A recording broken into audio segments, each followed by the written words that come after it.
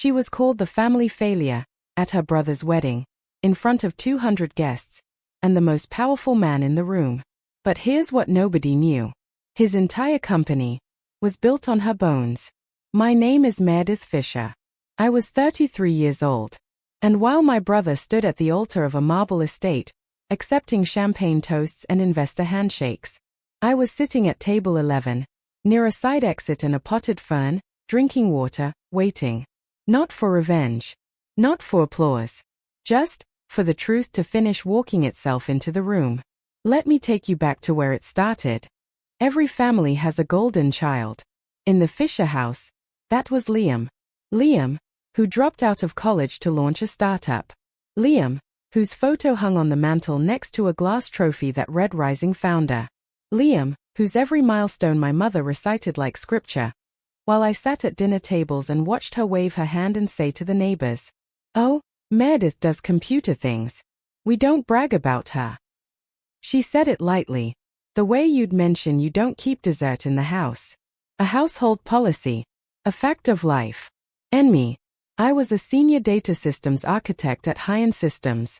I had spent 6 years building Cascade, a real-time data orchestration engine that touched 400 million transactions every single day across 9 states. If you had ever swiped a debit card at a grocery store in the southeastern United States, there was a good chance my architecture was the reason it went through. Nobody in my family knew that. Nobody asked. My colleague Nora used to joke that I was the ghost who built the spine of this place. I designed the bones. Other people got to walk around in the body. And I had made my peace with that. Oh, I thought I had. 4 years before the wedding, Liam called me at 11 at night. He was 26. 3 months into his startup. Panicking. I just need the core module. Something that works for the demo. I'll hire a real team after the round closes. He was my brother. My mother had called twice that week. My father had sent a rare text. He could use your help, Mer. So I helped. 3 weeks. My personal laptop. Weekends and midnight hours, entirely outside my work agreement. I built him a functional data routing engine from scratch, clean, documented, modular code, the only kind I knew how to write. We signed a consulting agreement. He promised a $10,000 fee and a co-architect credit. He paid me $1,500. The credit never appeared. What did appear, 14 months later, was NVIDIA's public product page, describing their proprietary engine. An engine I recognized, the way you recognize your own handwriting. Same architecture. Same module structure. Same variable names in the API documentation.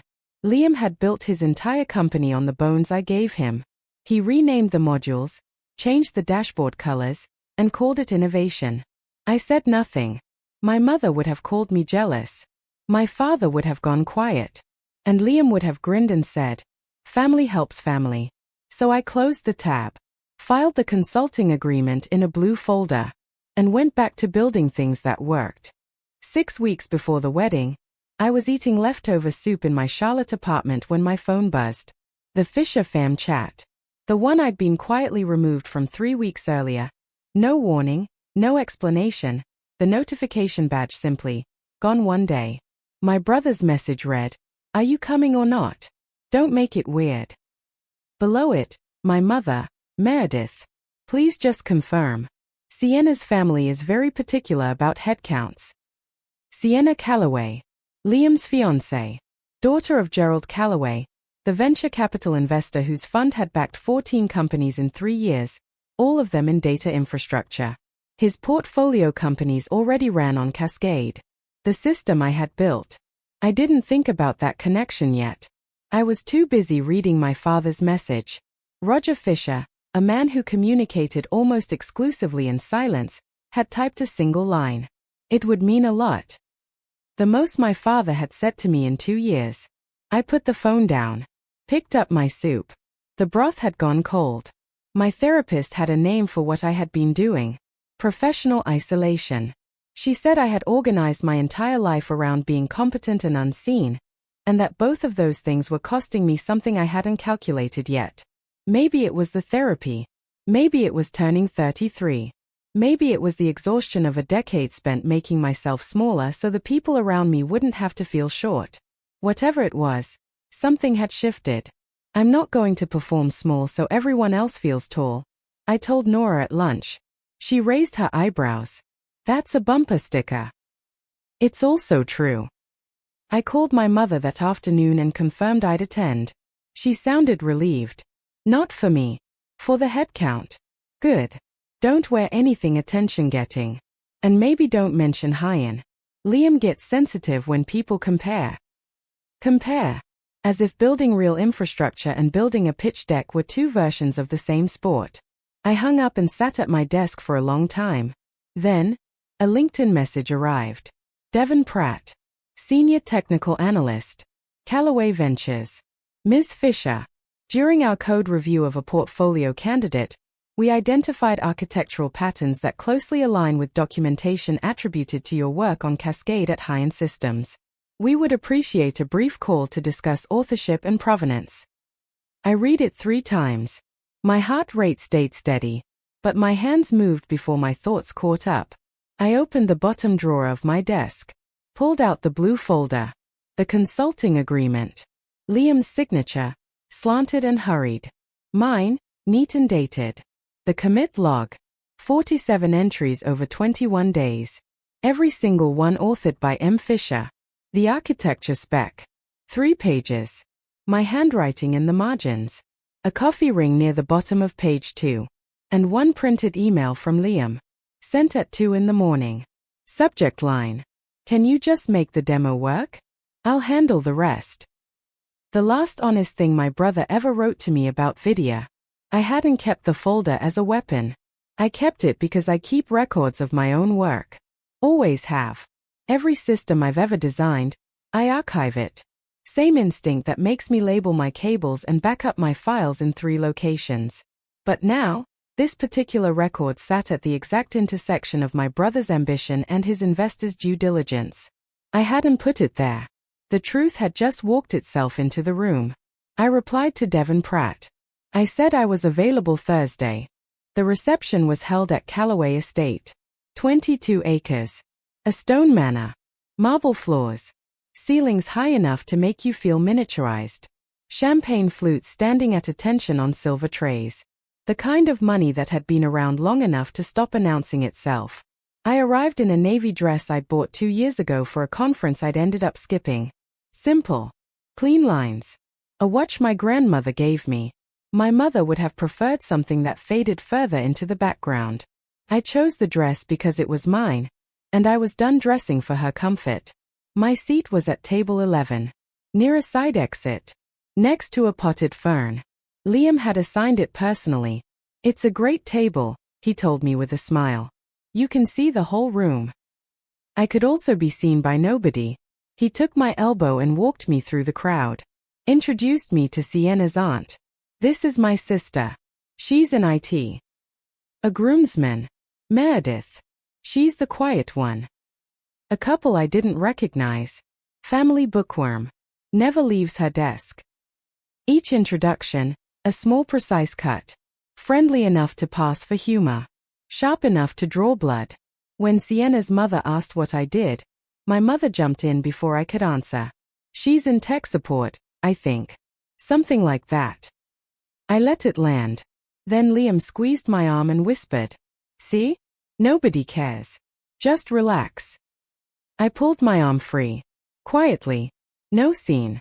Just enough that he felt the absence. "You can introduce me," I said. "You don't get to script me." He blinked. Then the grin came back. "Relax, sis. It's a party." He walked away. I stayed where I was. Standing full height.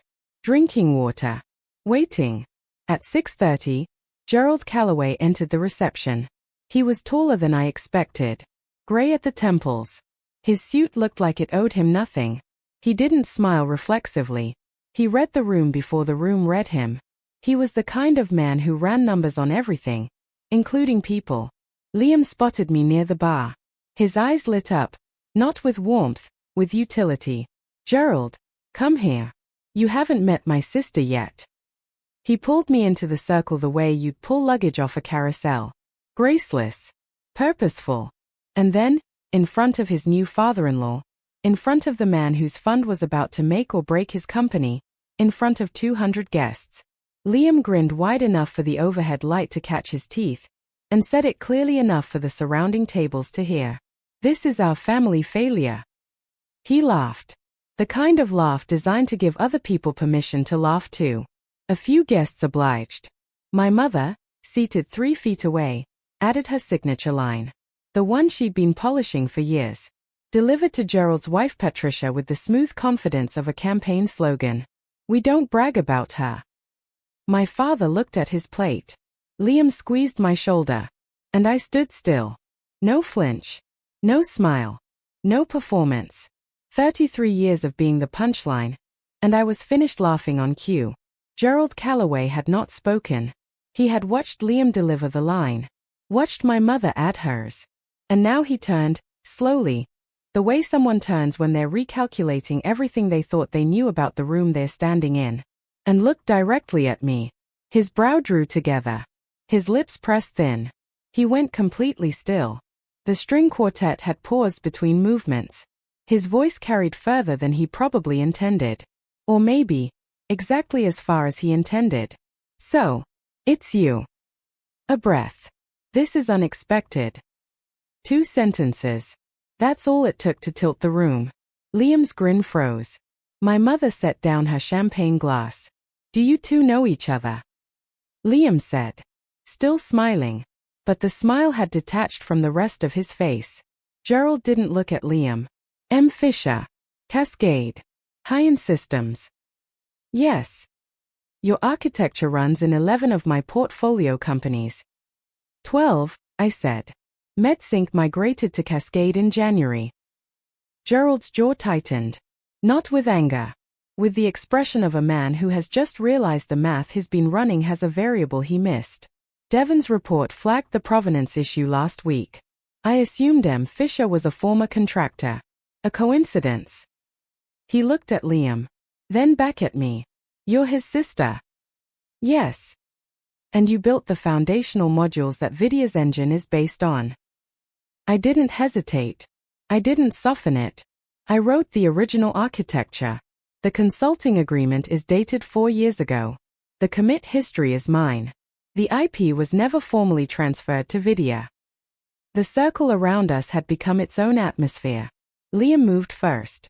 Stepped between me and Gerald, body language shifting from charming host to cornered animal. "Okay. Hold on." She helped with an early prototype. "Everything Vidya is today, that's my team. My vision." She wrote a few lines of code 4 years ago. You know how it is. Family members always think they contributed more than they did. Gerald tilted his head. "The module architecture in your engine matches Cascade's design patterns at a structural level. Naming conventions. Dependency trees. Routing logic. Functionally identical." He paused. "Can you explain the load distribution algorithm in your core pipeline?" Liam blinked. The technical team handles the specifics. I'm the CEO. I focus on strategy." "The algorithm," Gerald said. "Not unkind. Just precise. It's a weighted round robin with adaptive latency thresholds. Your documentation says it's proprietary. Can you describe how it works?" Liam opened his mouth. Closed it. Opened it again. He looked at me. Not with hatred. Not yet. With the panicked recognition of a man who has run out of runway and can see the trees. "Miss Fisher," Gerald said, "is the core engine of Vidya your original work?" "Yes." I said it the way I would answer a question in a code review. Clearly. Specifically. Without emotion. The core engine of Vidya is based on a data routing prototype I built over 3 weeks, 4 years ago. The architecture follows a design spec I wrote myself. The commit history is entirely mine. I signed a consulting agreement with my brother which he did not honor. No payment in full. No co-architect credit. The code was never formally assigned to Vidya. The IP was never transferred. I wasn't performing. I wasn't tearful or triumphant or shaking with vindication. I was answering a direct question with documented facts. That was the only weapon I had ever needed. "You're doing this here," Liam said. "At my wedding. You asked me to come. I came. You introduced me to your investor. He asked me a question. I answered it. You planned this." "I didn't plan anything. I don't lie about my own work. Not for anyone." "The IP was never assigned," Gerald said, cutting Liam off with the gentle finality of a man who had spent 30 years reading contracts.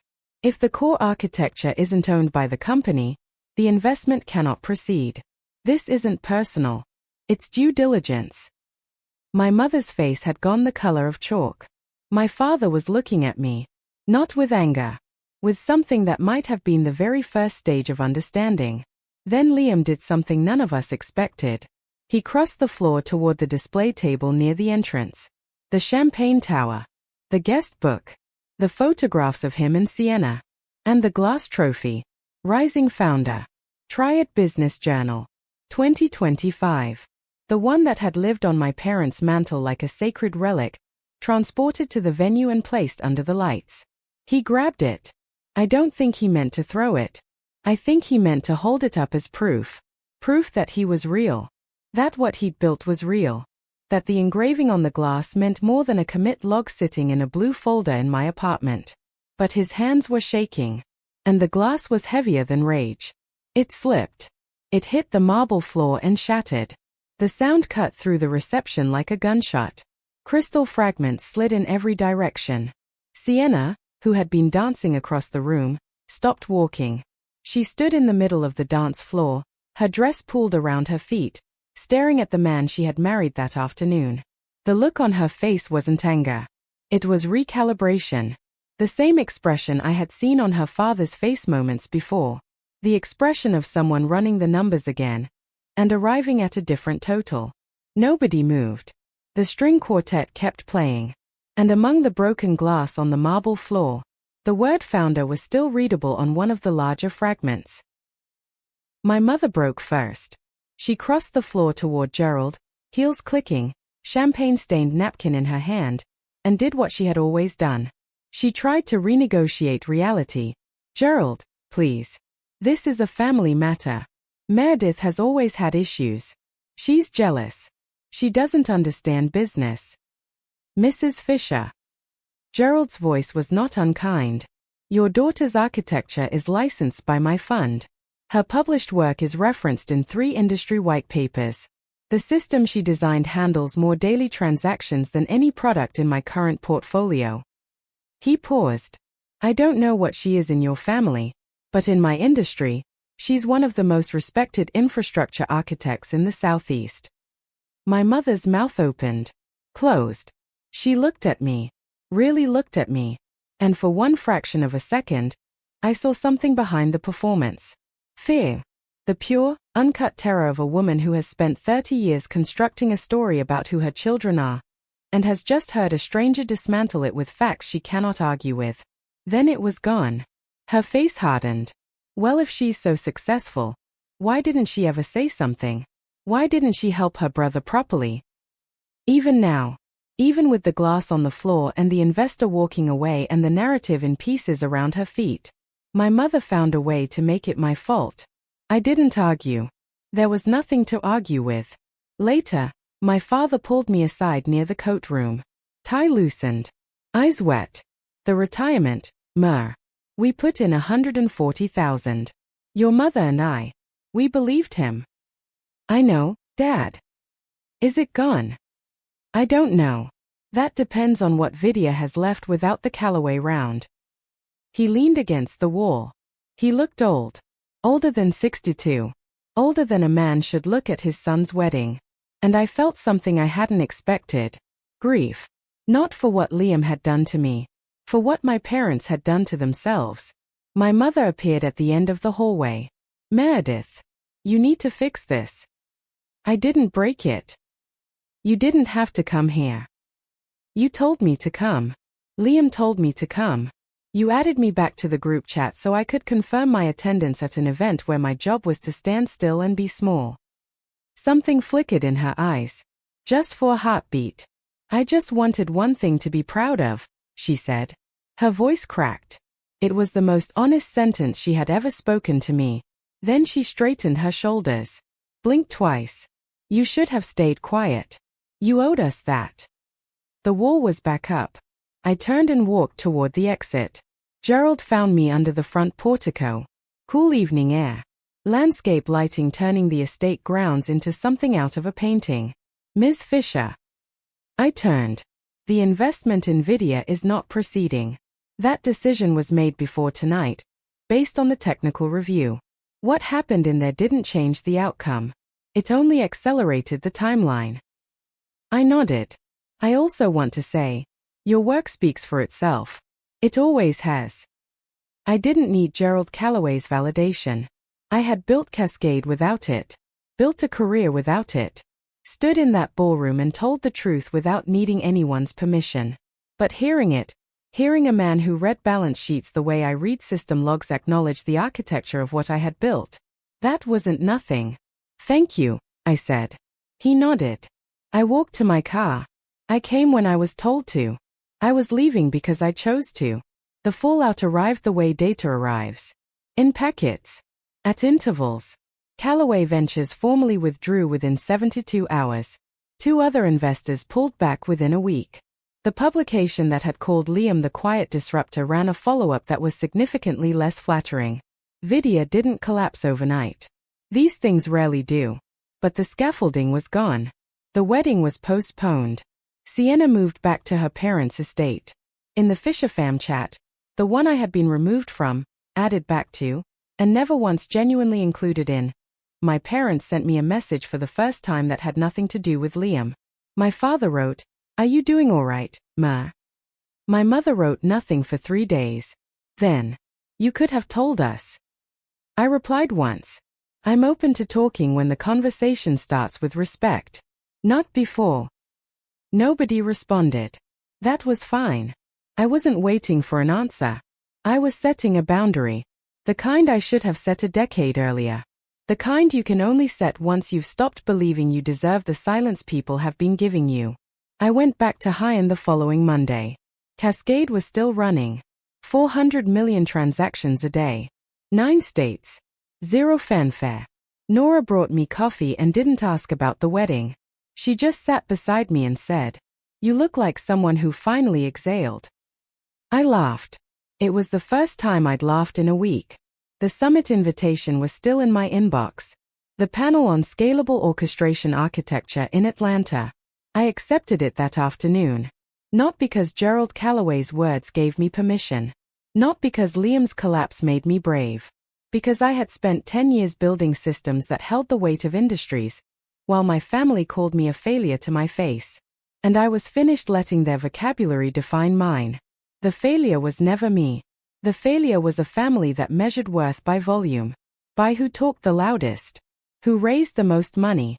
Who could fill a room with the sound of their own mythology. I had filled rooms with infrastructure. With reliability. With the quiet, invisible work that people only notice when it breaks. And mine never broke. Your worth was never something they had to brag about for it to be real. It was always doing its quiet work. Steady as a pulse. With or without their applause. If you've ever been the one nobody bragged about, this story was for you. Subscribe, share this with someone who needs to hear it, and I'll see you in the next one.